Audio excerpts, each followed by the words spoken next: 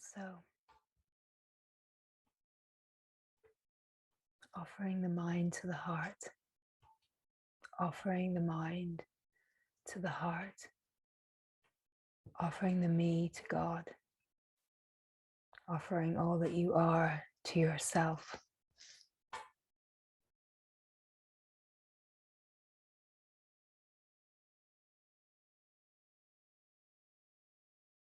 Resting in the being, simply being, following everything back to the source. All of these ways that we speak of turning the attention inward, turning the attention inward. And all of this devotion, all of this surrender, all of this surrender into the not knowing, all of this utter devotion to the self that is, all of this utter devotion to grace, to God, to Ma. The words do not matter. It is about the feeling that swells in the heart, in the possibility of knowing yourself all the way through. It is the longing that is enlivened in the heart and the feeling that swells in the heart, in the possibility of swallowing the mind.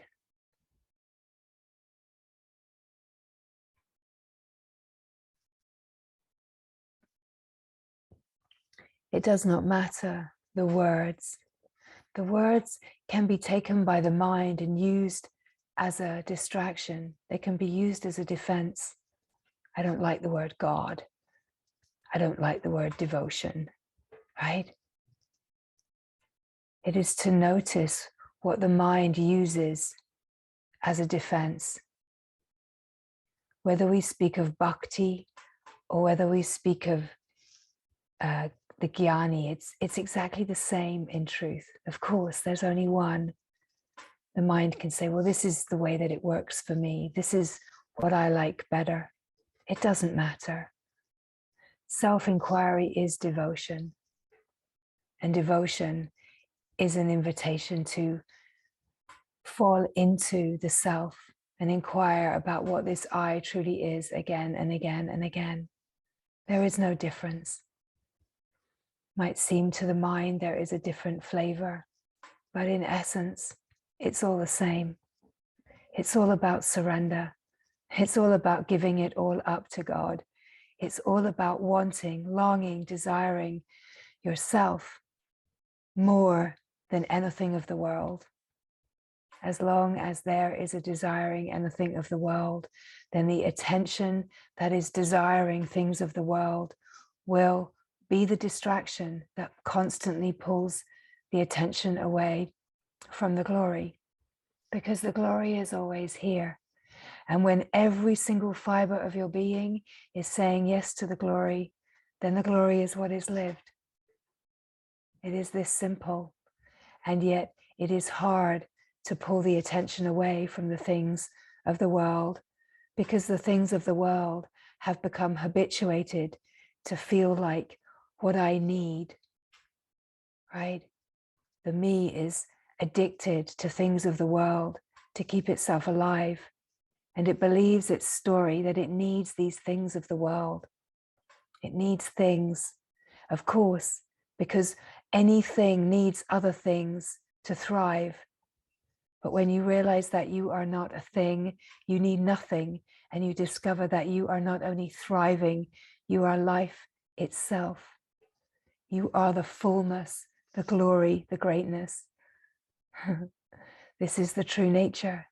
And here the devotion, here the surrender into this and this and this and only this, and take it all and leave only this, please. Right?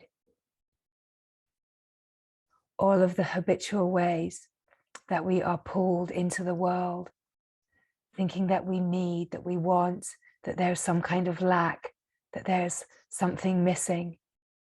When we are missing the possibility to tap into true abundance, to recognize the essential fullness of knowing the self, spending time, we could say wasting time,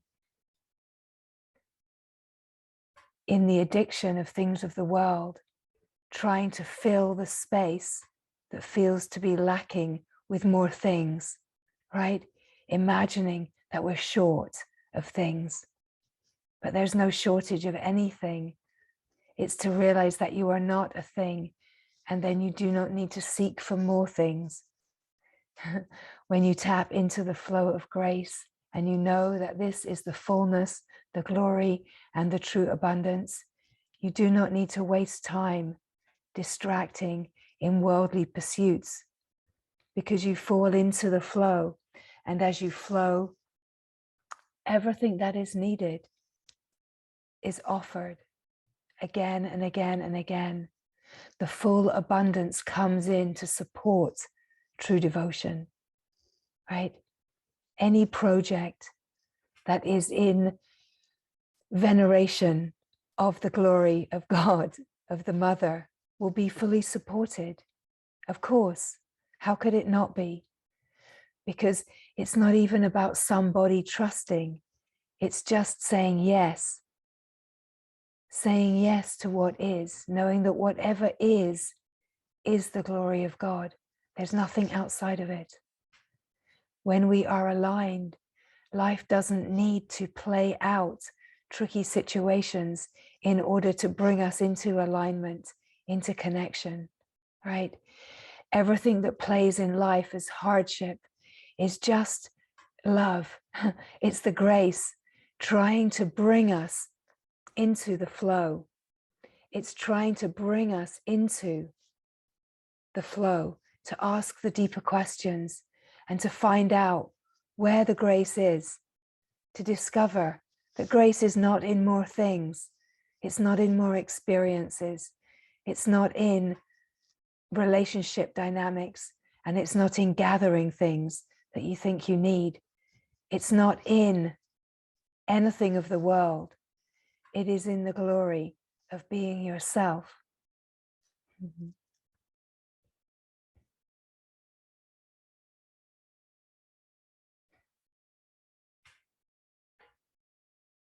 The true devotion is to surrender again and again into the presence of simply being, making, we could say, yourself the offering again and again, recognizing that words do not matter.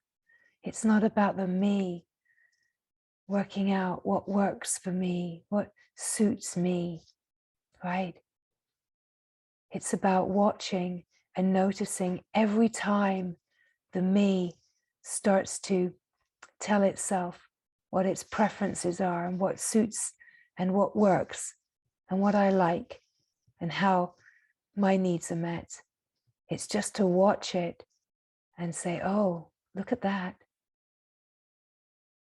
Can we surrender that to God? Can we surrender all of it to God so that the flow of grace can truly flow and life can truly and fully live itself? We cannot understand with the mind what these words are pointing to. We cannot understand in the mind how to surrender more. We cannot understand what true devotion is. And yet, if we can receive where these words are coming from, how they resonate in the heart, and what is truly longed for in the heart, and just to come to the presence of being that says, I do not know, and let it all go. Be hopeless, be without hope, be without desire, be without wanting, and rest in this moment, in the absolute not knowing of how to do this, how to do life, how to get it right, how to be fully devoted, how to be one-pointed. You cannot work it out with the mind. You can only be here saying yes and yes and yes, and feeling the longing of the heart. And even if the longing of the heart feels like a silent whisper inside, it's to stop being distracted by even the sense of the me that wants to get this right, even the me that wants to succeed, even the me that wants to follow the instructions and do the right thing. It's to surrender all of this to God. To say, I do not know. I do not know. The only knowing is there is a longing here to be one with you, to merge with you, to be so fully absorbed in you that nothing remains but you. That is the longing of the heart. And if that's not the longing, of course, get busy doing all the things that the me loves to do. At some point, in perfect divine timing, grace comes in. Grace comes in. We could say grace coming in is what can sometimes be referred to as Guru's grace, right? It can be spoken in the more traditional text that Guru's grace is required to know yourself. And what this is actually referring to is the perfect divine timing where grace comes in and supports one-pointedness, the turning inward. It's the constant offering of satsang, is the open invitation to turn inward. But of course, turning inward is not a doing. It's not something the mind can choose. It's something that the heart can be illuminated by hearing the resonance of.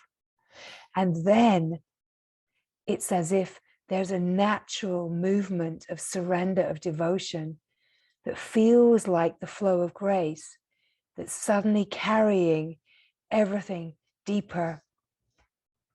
But we cannot make this happen. We can only feel the resonance that is alive in the heart and stay in the feeling of the resonance. Stay in the felt sense of being. Recognize how there's an alignment in the resonance with what feels like your longing and the feeling of the resonance. And you recognize that the longing is here and the resonance is here, and that the speaking is aligning everything with the natural devotion, the natural flow to know yourself, to know the grace of being. And this is where we could say, again, in the traditional teachings, it gets spoken that if you get close enough to the tiger's cave, really, the tiger will smell you and it will come forward and consume you whole, right? This is what we are longing for, is to surrender the mind into the heart. And when the heart gets a whiff of you, it will swallow you. When the sense of the glory gets the whiff of the meanness saying, take me, it steps forward and swallows you whole. And as you are being swallowed, you're not crying out, no, no, no, don't eat me. You're saying, take all of me, devour me, consume me, crunch my bones into nothingness, right?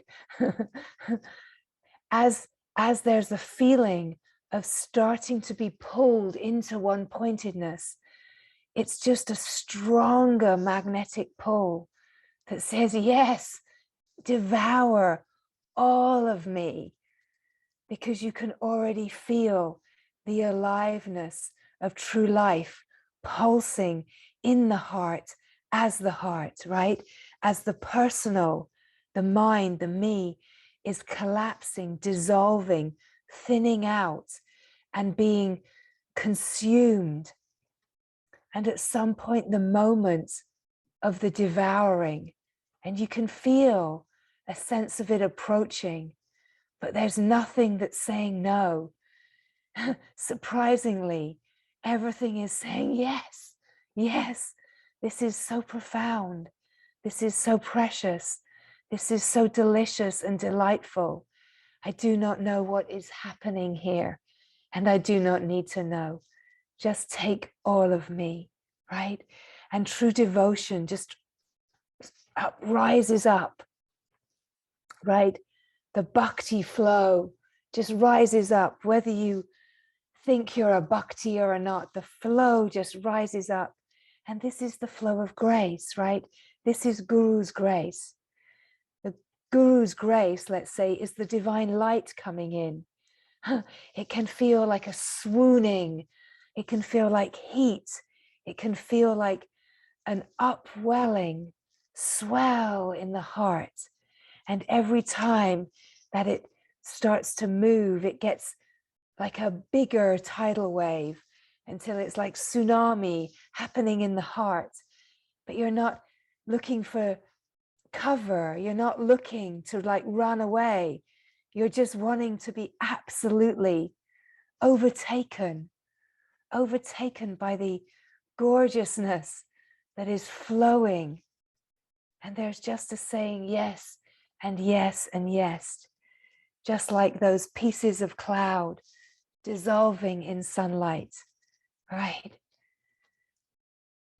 Those little tidal pools that are just sitting, waiting in the sand and rocks on the beach, just waiting for the big wave to bring the feeling of utter oneness again. Oh, yes, right. That water isn't saying, no, leave me here, leave me here. It's saying, yes, swallow me whole, bring me into the oneness, right? And what you can know is that when you are resting here, there's no hope.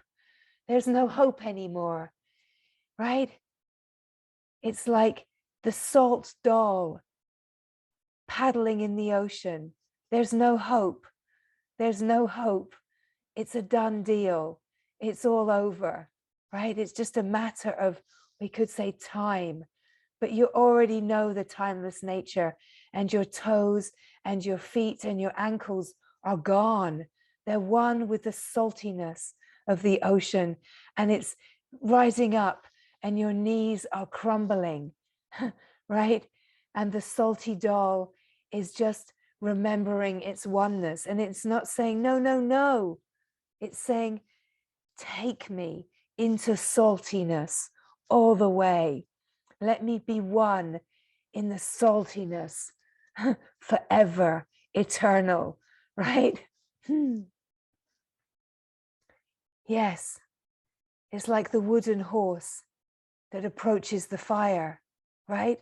The wooden horse, it's being wheeled closer to the fire.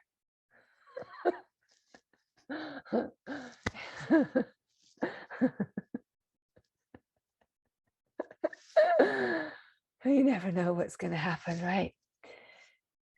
It's getting closer. It's getting closer. You can feel it. It feels like devotion. You're really close to the fire. And that wood, it's getting hot, hot, hot. But it just wants to get closer and closer and closer. It's not concerned about getting singed. No, it just wants to go all the way. The heat of the fire is just like the pull of the longing. It's saying, consume me, take all of me into you. Let me burn in you. Let me know the heat. Let me be one in the fire, in the timeless, infinite boundlessness, right? As that wooden horse is taken. It's not worried. It's not worried about going up in flames. It just feels the grace of being an offering and burning in the holy fire.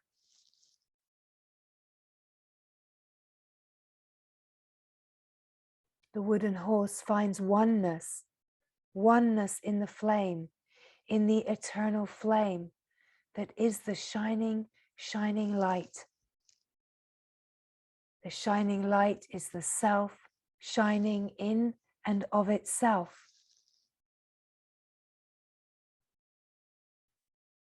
As the felt sense of me is absorbed into the grace, as senses withdraw and awareness is resting, simply aware, senses would withdraw, awareness is resting.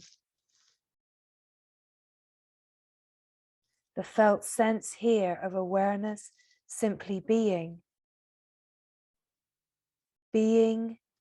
yourself, being here, being aware. And as you are here being aware, you are at the entrance to the cave of the heart, just simply being.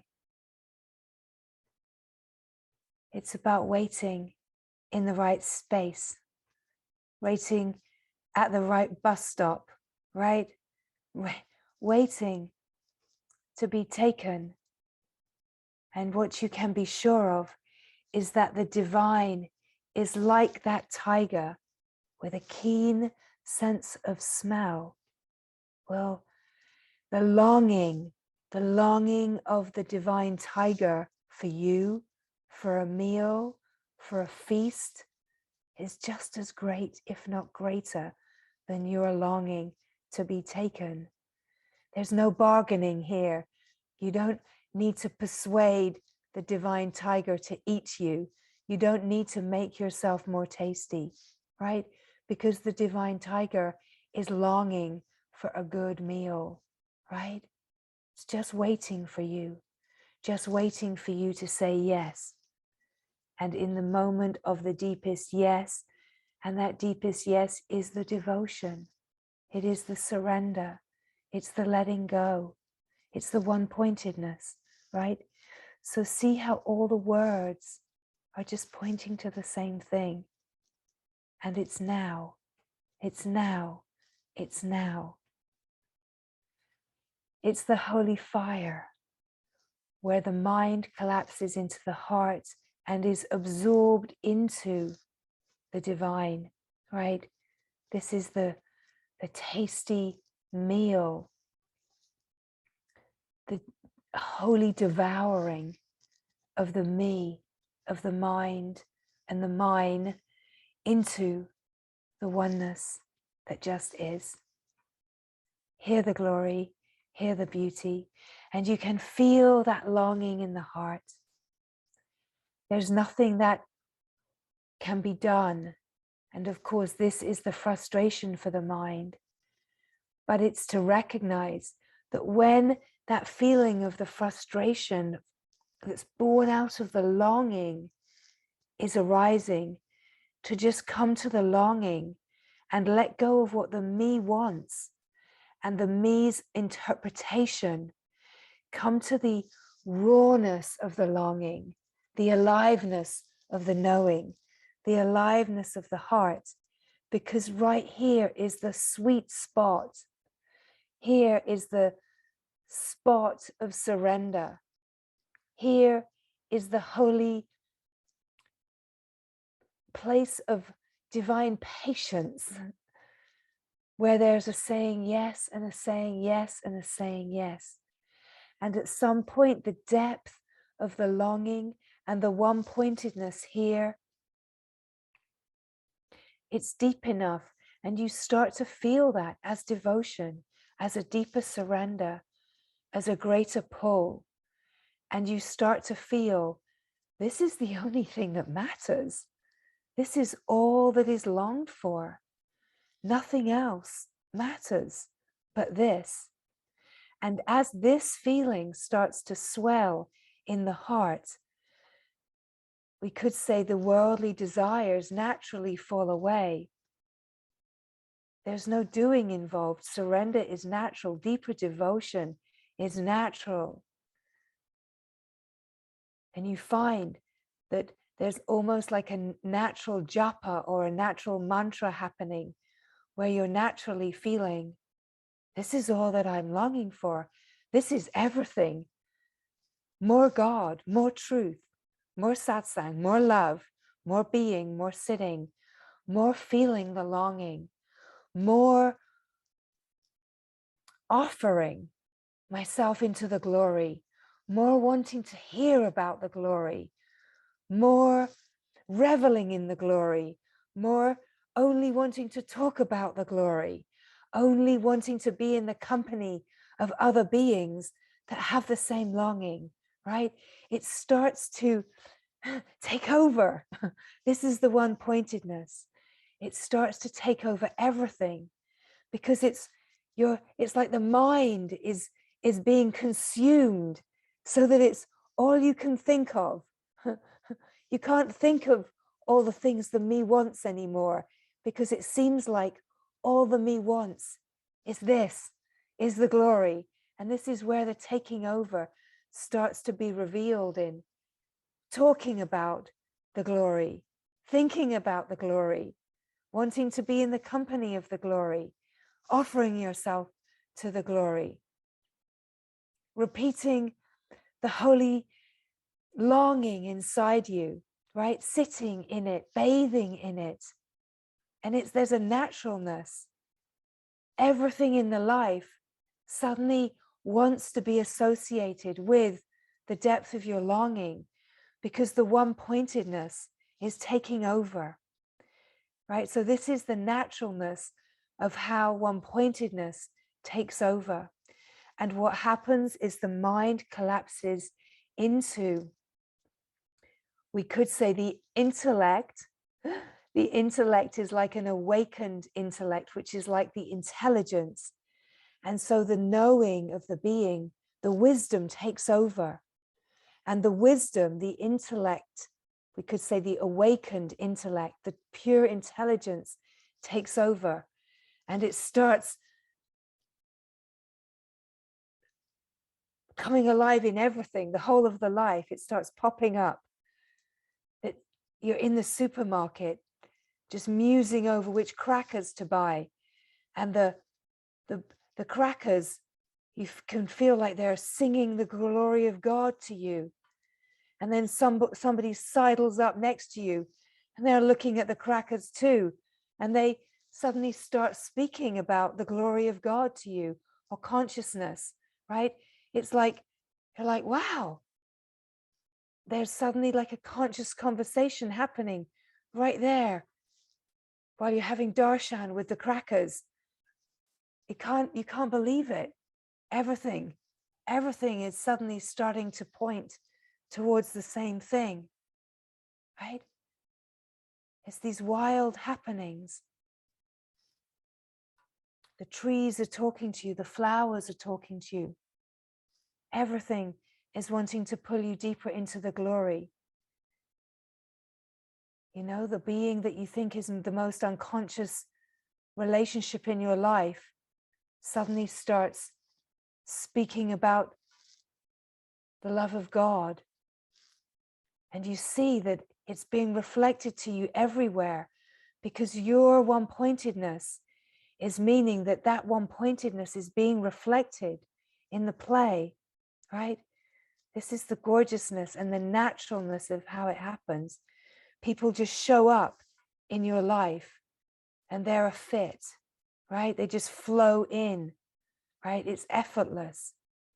Can feel this alignment. And this is Guru's grace. This is the light, the divine light. This is Ma, just revealing herself in everything, right? And it reveals in different flavors. It doesn't matter where your life is, what your work is, what your relationships are. It starts to show up in everything. Because the deeper that you are living this, you're creating the reflection of your life. Everything you think in your life is not a fit, either disappears or it starts to shift. The relationships start to shift. The environments start to shift. The job starts to shift, right?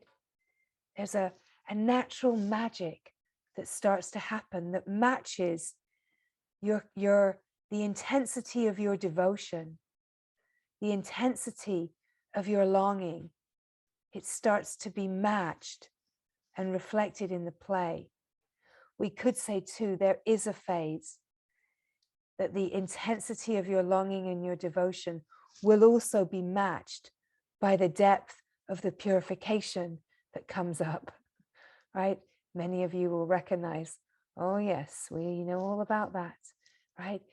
So when there's challenging times and intense times, the intensity is matching the intensity of the longing of your heart. And that divine tiger is getting closer, licking his divine lips, licking her divine lips, licking their divine lips. Let's make it all, line up fully. The divine lips are being licked, right? You can feel that more of that devotion, more of that longing coming in. Because you're saying yes, is that divine is getting closer and it's starting to infiltrate and take over everything in your life. And there's beauty everywhere. And you start to recognize that even what appears as intensity or challenge is to the beauty of the divine tiger getting closer, right? And you find that you're saying yes and yes and yes to it all, because all that is longed for is to be taken, to be consumed, to be completely and utterly devoured. And as that divine tiger gets closer, sniffing, licking the divine lips, everything is falling away. You're being prepared to be the holy feast, right? Everything is falling away. The limitations, the distractions, the conditionings, everything that might have you run at the last moment is being eroded. The veils are thinning, right? So the feelings of fear or those thoughts that are hoping for something to look a certain way and acting as distraction, they just start to fall away. And you are resting in a deeper feeling of the not knowing what any of this is. And it feels more and more comfortable because there's an eroding of the fears, right? But we have to go through all of these layers, and all of these seeming layers are actually a deeper resting in absorption. They're actually moving through the layers of focus and one-pointedness in order to be able to rest absorbed. As we rest absorbed, we come into deeper and deeper absorption in the being, right? It's the layers that get spoken of in the sutras, moving through the one-pointedness into meditation, into the oneness, into the samadhi, right? It's the depth of absorption. And what is required is that anything and everything that can distract has to be eroded away. So what happens is we come to a resting, we come to the felt sense of presence, we come to the witness. Witnessing is the ability to watch as awareness, and there's an expansion in consciousness. And as we can witness, we start seeing everything in the light of awareness. And there's more and more of an expansion. And in the felt sense of more of the expansion, there's more of an ability to witness.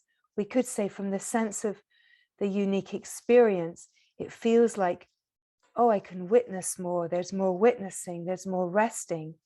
And what's happening in consciousness is that consciousness is recognizing more of itself and resting more absorbed in itself. We could say the thought waves are relaxing. The waves of consciousness, the distorted patterns of consciousness are relaxing. The vritti, right? They're relaxing. They're relaxing. Consciousness is recognizing more of itself, and it's coming to know itself and enjoy itself more in its stillness, in its stillness. And awareness, everything is being seen in the light of awareness. And there's this relaxation and relaxation that in consciousness is a deeper and deeper absorption into consciousness, consciously knowing itself, consciously being aware of itself. The deeper that we come in, more the ability to sit for longer and be absorbed. The recognition of being the stillness, the recognition of silence, until there is a sense of being consumed and pulled right in, and the great disappearance into samadhi, into being the being. No more a sense of me, a sense of being the being, and the being itself recognizing its own beingness. And of course, what can happen is that consciousness can stir again, and there can be a pull a little bit out of the absorption. Can be a pull, being pulled quite a lot out of the absorption, and then cycling again in the thought waves, which is still consciousness, right? But now that we know a depth of absorption, consciousness knows itself, it's recognizing itself, it's longing for more of itself. So the pull to know more of itself is greater. And so as it's dancing in the movement, it comes to know itself more and more, and it's longing for itself more and more, right?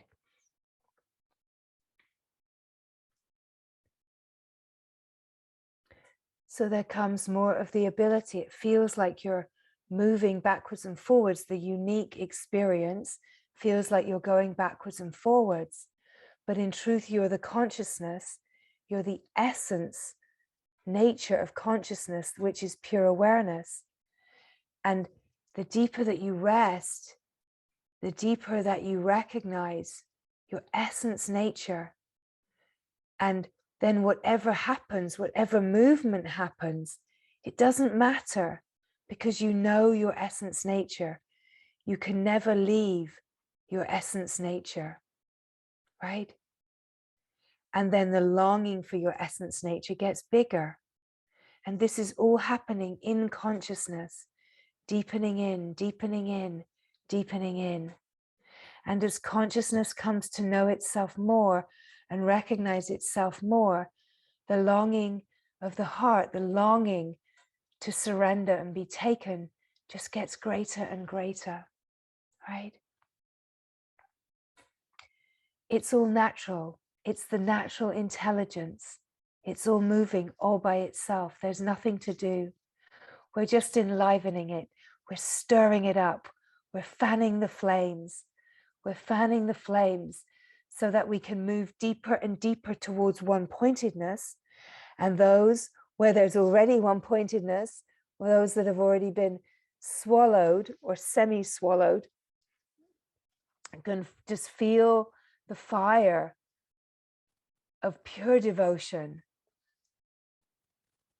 just pulling more and more of the attention inward, inward, inward. And that attention coming inward, it doesn't change that there's a world appearance, and it doesn't mean that you never leave the house again. You rest absorbed, whatever is happening, right? Absorption just is. You come to recognize that absorption, it's not about meditation that's on a cushion. It's that you are meditation. You are living meditation. You are living absorption in the being, because you are the being. You're not the person having a seeming experience. You come to the edge of experience and you fall into the jaws of the divine, where you are consumed and the me disappears into the heart. The mind is absorbed into the heart. All sense of being someone, a person, merges into presence, merges into wholeness. And of course, there is some sense of this, but that's the sense of it gets deeper and deeper and deeper. We could say until it feels unquestionably irreversible. It can still feel unquestionably irreversible, but there will still be refinement and refinement. And the refinement continues until there's nothing more to refine. It continues and continues, all in its own magical way. So it's all about one-pointedness. It's all about being taken over and dissolving your saltiness, right? Dissolving your essence nature, the consciousness, into pure consciousness. And recognizing that there's a very particularly gorgeous felt sense in the absorption, the resonance, the yes, the truth, the knowing in being. And this is the nectarine bliss of being, right? The nectarine bliss of being. You want to drink the nectar of being yourself. Drink the nectar of your own knowing.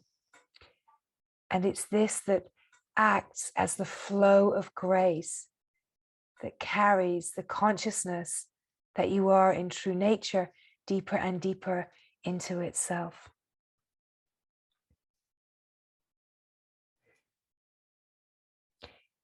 And so the one-pointedness coming in, it feels like a deeper devotion.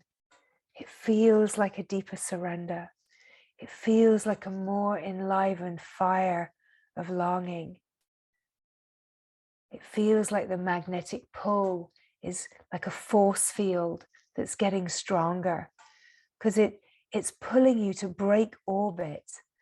It's pulling you to break orbit out of personhood into the cosmic universal nature, right? You're a rocket ship heading out into the vast, universal, unfathomable divine wholeness.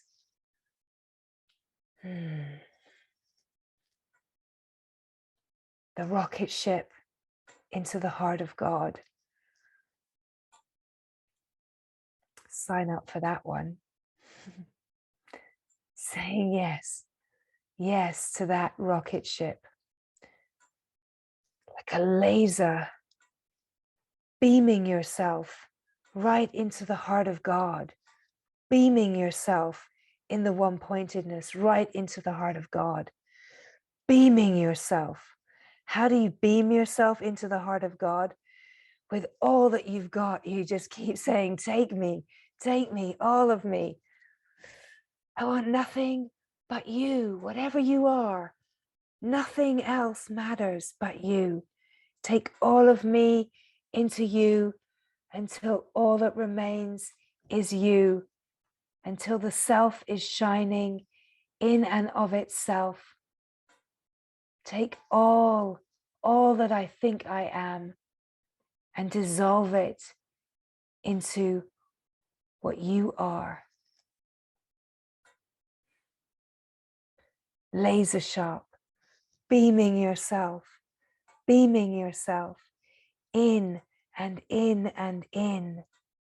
Yes and yes and yes. The rest is the timeless wonder of the true intelligence taking over. The true nature of being is pure allowing, pure acceptance. Not someone that's playing out a mood of being accepted. Not someone that's playing out a spiritual mood of allowing, right? That's not true surrender. That's tolerance, right? It's not about tolerance. It's about, we could say, when there's a situation arises that maybe a spiritual mood or an idea of cultivating surrender or gratitude or tolerance comes in, it's actually to feel the feelings inside you. It's to get more real, get more intimate with your direct experience, get more true, and recognize that there's some kind of resistance or a trigger that you're trying to tolerate. Feel the feelings. This is where true surrender happens. It's not by creating spiritual moods. It's about getting down and dirty with your real, deep, true feelings. Down and dirty with your resistance, right? Getting really in to the felt sense, into the grittiness, where there is no avoiding and there truly is allowing. There's no denial. There's recognizing in the heart of the felt sense what's really going on here.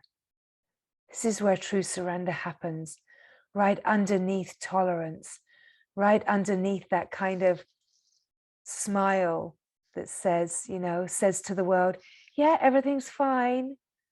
Passive aggressive, right? All of that, underneath all of that, get really intimate with what's really going on inside and let go of those masks, let go of those veils of trying to put on another persona, another veil, another trying to be seen or showing up in a certain way.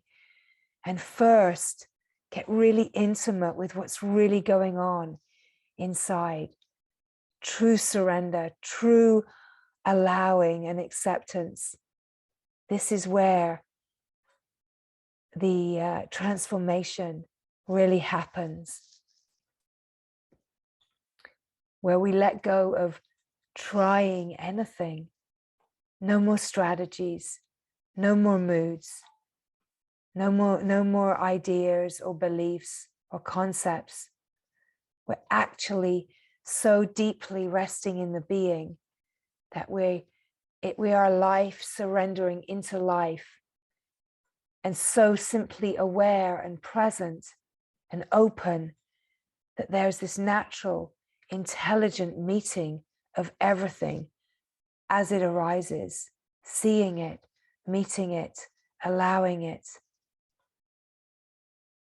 and truly surrendering and offering it all into the glory. Give all of the grittiness to God by feeling it, right? Feed it to the tiger. Feed it to the divine tiger. Everything through feeling it is how you are being one with it, right? So we're, as consciousness, what's happening in the intelligence is it's consciousness meeting itself in its discordance, but actually meeting in its essence nature, allowing the discordance. And in the meeting in essence nature, the discordance naturally unravels into the essence. This is exactly what happens when we feel the feelings. The discordance is being felt, but in the presence of being, the essence, nature is magnetized to itself and is holding a ground where the feelings can be felt and the discordant patterns can unravel, where this little hand in a knot recognizes essence nature. I'm the same as you, says this little knotty, tight hand. It can feel in essence, it's exactly the same. And it starts to unravel because it recognizes its essence. And then it starts to reflect that it is the same. And when it recognizes its sameness in essence, it dissolves into oneness, right? That's what happens. So we want to get so intimate with being the being and the natural intelligence to allow and accept. Really, this is love, right? Where there's no separation, there's no division, there's no pushing away, there's no putting on another cloak, no more fake smiles to the world, just anger happening inside me right now, need some quiet time, going to step away from this situation, right? Just to recognize, oh, there's some triggers inside, there's some feelings here, stepping away from this situation to be with what's happening, right? Nothing needs to happen but to nourish the being, just to keep nourishing the being. Recognize that all the ideas of what the world needs from you or wants from you are just ideas that the me has created to create self-importance, right? Oh, they need me, they need me. No, they don't. They don't. Curious thing is, nobody needs you. Disappointing for the me, freedom in truth. Nobody needs you. Nobody's hanging out, waiting for you to do something. The greatest grace is that you be the being and you let everyone else be the being too, right? Let go of all those entangled, entwined, codependent relationships that are all just completely ideas of the mind, trying to find a way of keeping itself alive. The more that you rest in the utter independence of the self, you're offering every being the possibility of freedom. Doesn't mean that you leave relationships or companionships. It means that you rest in what is true and you meet every being in love and you stop meeting in those kind of ping pong ego dynamics, right? You just say, nope, not going to do that anymore. Not that. This, the being, right? Sounds simple, is simple, hard only because there's an addiction to following the ideas that have been conditioned. So the intelligence will unravel all of that through the flow of grace when we keep saying yes, and we keep saying yes to what is true. Saying yes to what is true is the greatest offering to your family, to your friends, to your partners, to your dogs, to your cats, to your fish, to your plants, everything, right? Your workmates, all of it. Saying yes to truth is the greatest grace for every being. It's the greatest service. And it's not for anyone, it's for the one. It's the one offering itself to the one. This is the pure devotion, the one offering itself to the one.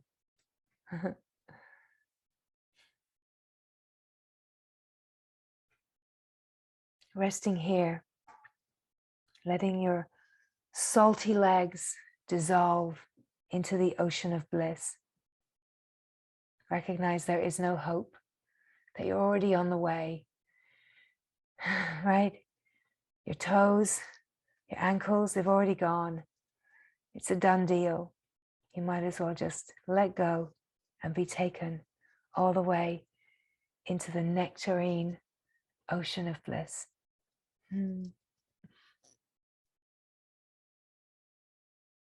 We could say, it's all happening anyway. You can kick and scream, or you can let go.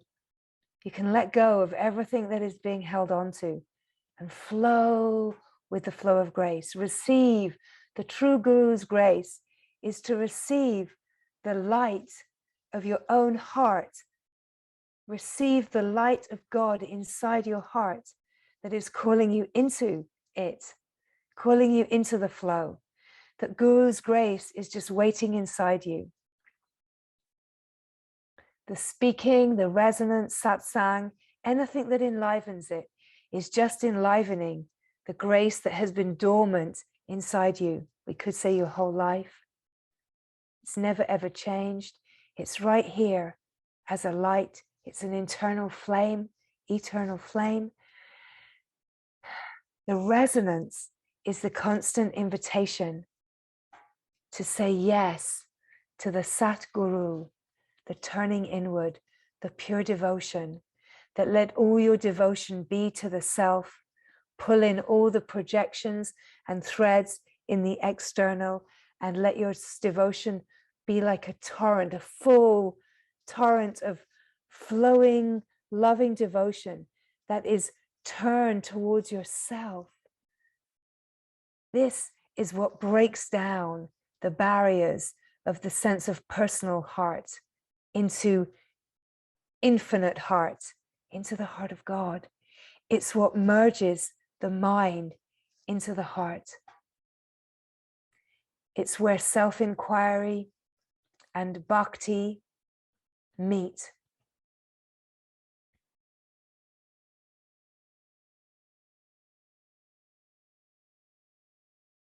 It is the love of God to inquire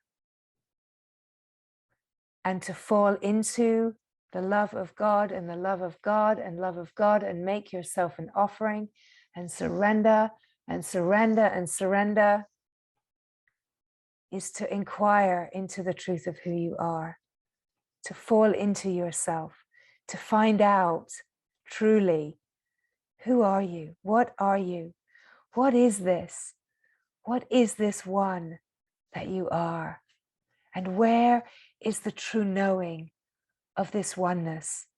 If you are one with oneness, if you are one with God, where is the knowing of this? Make the purpose of the life be to find out where God is hidden inside you, where the glory is hiding, to find that it is not hiding, it's fully revealed. But may your quest be, may the quest be to find where this holiness, this sacredness, this glory is you, right?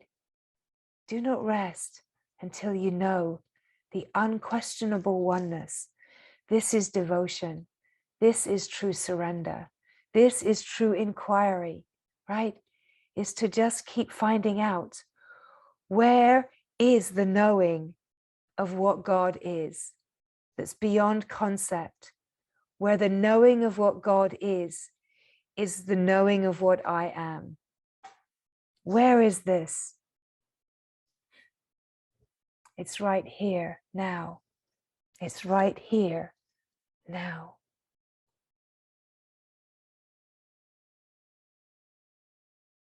In the felt sense of being, in the simplicity, the innocence, the purity of being,